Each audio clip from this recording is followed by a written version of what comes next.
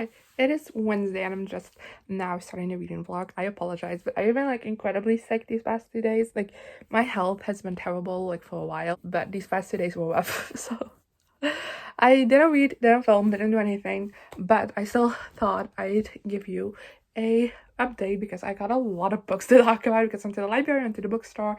So let's quickly go over these. I bought 3 books. They're all romances because my bookstore like used to like not get in that many romances, but like lately they've been killing it, and I'm so excited about all of these books. I have the Fine Print by Lauren Asher, which I've heard amazing things about on TikTok. And then we have the XX by Aaron Sterling, was actually is a pen name for Rachel Hawkins, who I've loved books from before, so I'm like even more excited to read this, even though I already was. And then Payback's a Witch by Alana Harper, which is a sapphic romance, which I need more sapphic romances. And from the library, I have Valiant by Holly Black.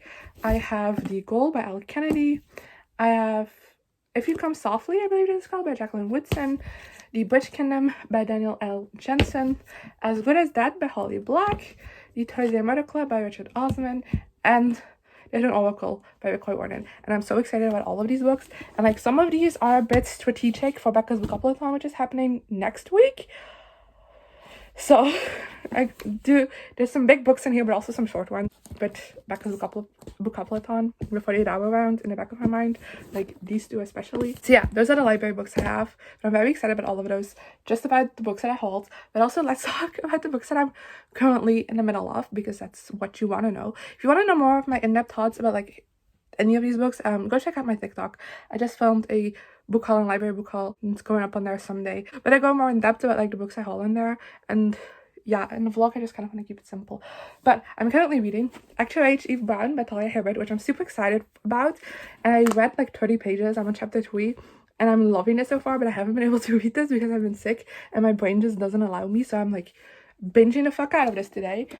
Then I have House of Sky and Bread by Sarah J. Maas, which I'm reading 100 pages of every single time I finish the book, and I still need to read 100 pages of this for the last time I finished the book. Again, been sick. And lastly, I'm reading Assassin's Blade by Sarah J. Maas, and I'm like in the middle of the last story of that because it's a collection of short stories. I'm not liking it, but hoping to finish it soon. And yeah, that's all I'm currently reading. Just bumping in to say that I finished my 100 pages of House of Sky and Bread by Sarah J. Maas. I'm 500 pages in now, which means I'm like over the halfway mark. I'm bored.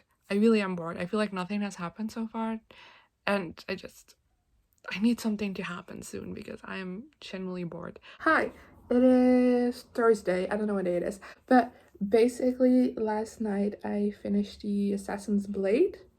So let's talk about that. I only had like half a story left, so generally didn't take me long to finish just yesterday, but I still did it.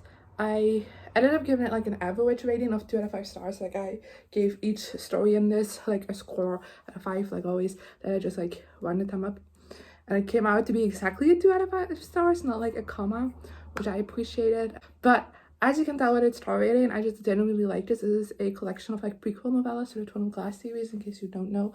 But I wanna retry that series. Like I read the first 3 books a couple of years ago, and I've been meaning to continue forever, but right now I just feel like I need to reread those first 3 books before continuing. So I'm gonna try that because I do really like Sarah J. Maas's other works.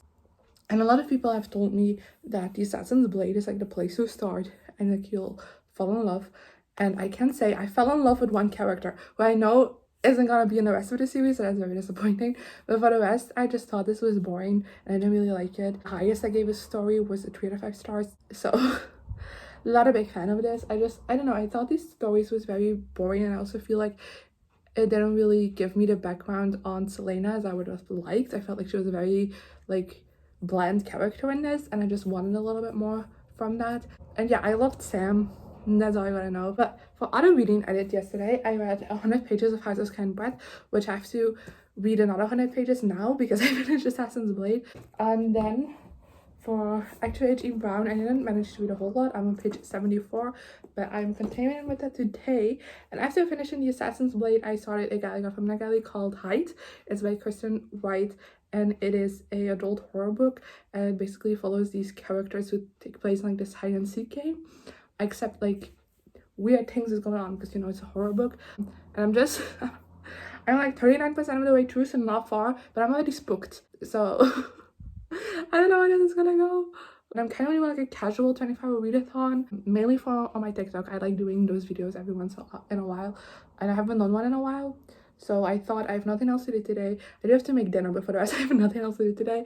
So I decided to just focus my day on reading from 2 p.m. today to 2 p.m. tomorrow. And yeah, I'll get you tomorrow with the results.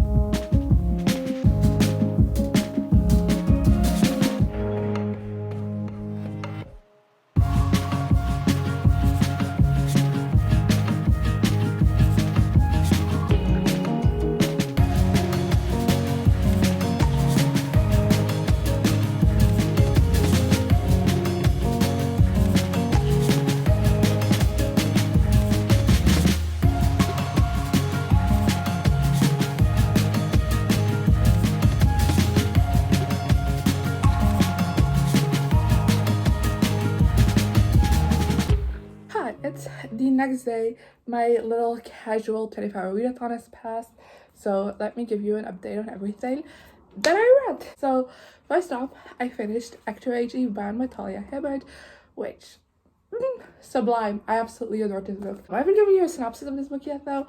This book follows the youngest of the Brown sisters, as it's the final book in the series, called Eve, obviously by the title, and she kind of has been struggling to like keep a job and like find a passion, something she wants to do in life, and her parents are kind of like fed up with it, so they like cut her off like money wise, and are like, we will give you a trust fund back if you have like a job for like an entire year. And Eve is upset, goes away, accidentally ends up at this bed and breakfast where she discovers they're looking for a chef, and she's like, I like cooking. So she goes in, and the boss, Jacob, like the owner, not the boss, Jacob immediately like sees her and is like, nope, I need someone more professional. But she's kind of like his last resort. So like she's already gone, and then she realizes like, oh my god, she's my last choice. So I kind of have to employ her. She goes after her in like the parking lot, but she accidentally runs him over because she didn't see him, and she was already in his car. And now she's kind of stuck having to take care of this bed and breakfast and take care of Jacob while he's recovering from, you know, being run over. It's the romance between the two of them, and it's so cute. I love this book so much. 5-star, no doubt. This entire series has been 5 stars for me, and I think this is my favorite of the series so far. This is the end, so like definitely I think this is my favorite of the series. We'll see after we could be await. I'm still like very enthusiastic about finishing this book. I absolutely adored Eve and Jacob as like separate characters. I thought they were a lot of fun to follow. Like Eve, like this is a grumpy sunshine romance, and like Eve is like the definition of sunshine. Like I loved her so much, and I love the just like pure positiveness she kind of sends out, also like still being able to like be serious and have insecurities and have her own doubts and stuff like that. And I thought all of that was so well done. I also really liked Jacob. I thought he was a very interesting character, and I loved seeing him like kind of open up more and more throughout the novel. And I loved their romance so much. I think even though like it is also a little bit enemies to lovers, even when they hated each other, they had like this attraction towards each other, and I really loved them like kind of like fighting it. I always loved that in books when they're attracted to each other, but it's kind of like this thing of like, no, we're not doing this. And like coming up with reasons as to it's why. And I think this book did that phenomenally. And then when they actually get together, it's so good. I love this book so much. I also really loved the bed and breakfast setting. I thought that was really fun way to like frame this novel, I guess. And then the Twilight Conflict, I also absolutely adored. I almost cried because I felt so much for these characters, and the motivation was like very obvious there from like the beginning. And but then I also read and finished Hide by Kristen White. And I give you a synopsis of this, I believe. It's a very short synopsis, but that's all I have to say about it. But I gave this 4 out of 5 stars. I really enjoyed it. I did have some issues with it because this is a adult horror novel. I feel like the characters read very YA, and I feel like that's because it's the author's like debut adult novel. Like before that she only wrote YA books. I feel like you can tell a little bit like this is still very much an adult book. I feel like it was very like I was very like on the edge of my seat. I was very like spooked and scared. So like I definitely don't think you should give this to a YA audience. But I feel like the characters read very YA, and I constantly had to remind myself that they were adults when they bought it, that they had a job. And I was like, wait. Like one of the characters in this is a veteran, and I was like, wait a minute. I was like, oh wait, no, I'm reading an adult book. Correct. They were adults, not 16. So that was something that bothered me a little bit. And then also I feel like the ending was very abrupt. I just would have liked a little bit more of that, just a little bit more to like let it play out and like simmer. But for the rest, I really enjoyed this. Like I said, I was very spooked throughout this book, like generally. And I don't get scared or read books often. I was so not necessarily scared, but like genuinely spooked. I felt the tension and everything, and I think the atmosphere that was built in this book was amazing, phenomenal, 10 out of 10. So great. This is also my first book I've read by Kirsten White, even though I've heard amazing things about her, and I definitely understand why she's such a popular author. If this is like the kind of atmosphere she's as great as building as in other books and she was in this book, 100% understand why she's so popular, because those are the two books that I finished. Also like made a dent in two other books. First off, has this kind of breath by Sabrina Maas, which I've been talking about for a while. But I'm reading 100 pages of this every time I finish a book, in case you don't know. So during the 24-hour readathon, I read 300 pages of this. I'm almost at the end now. I'm on page 800, and my copy has 988 pages. So I'm very close to the end. Didn't realize that until I like put in my bookmark and was like, oh shit. I'm liking this a little bit more than the last time I talked to you about it, but I still don't think this will pass a 3-star rating, which is very sad to me because I genuinely really loved book 1. But this is just not doing it for me. I feel like almost nothing has been happening, and we have gotten a lot of like new character perspectives that I just don't really care about that much. So yeah, not that obsessed with this one. But I have also started the Thursday Murder Club by Osmond. Finally, I know. I'm 86 pages into this one, and I've been meaning to read this for a while. Like this has been on the top of my TBR for months, and I feel like I'm finally like getting a grasp of what the story is, because again, this one has a lot of main characters. So in the beginning, it was kind of, you got introduced to so many characters, it was kind of like hard to like get a grip on everything. And it's also told in like 2 different ways, just like a regular book kind of, and but with like different like third person, different perspectives. But this also has like fragments of one of the characters writing in her diary in it, and that took me a little bit to figure out. But I'm now 86 pages in. I figured everything out, and I'm excited to continue reading this book and hopefully obsess over it just like everybody else has. This was a super long update. I apologize, but I had a lot to say.